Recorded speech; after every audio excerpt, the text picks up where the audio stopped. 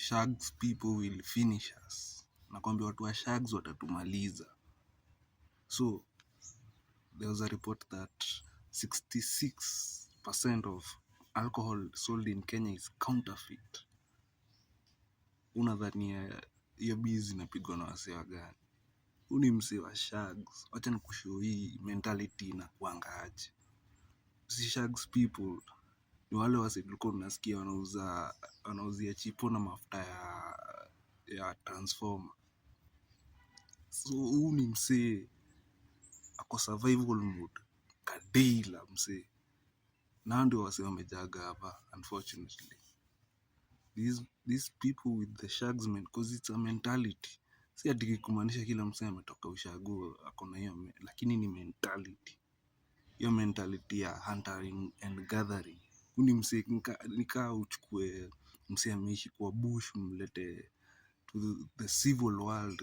Msee kuna tabia itabidi take time a change his ways, but if he's given free will to do what the fuck he wants, he will bring his shagness or his bush behavior into civil society. So our say ndio wamejaga hapa unfortunately,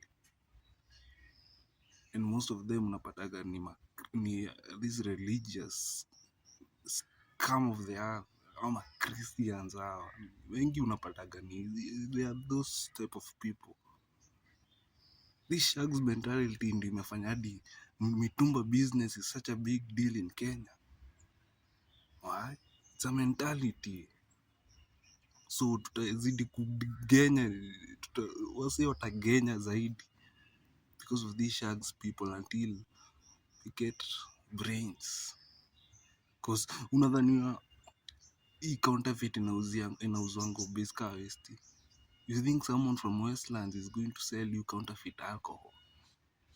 Because he has class. This is somebody with class. He's not willing to do anything that will mess with his reputation, but shags people do anything, whatever it takes.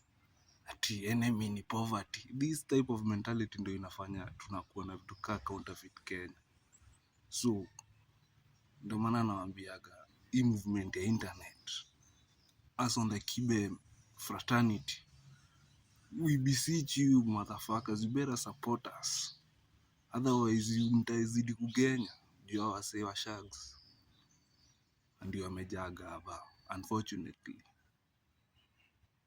So it is a mentality, so stay guided.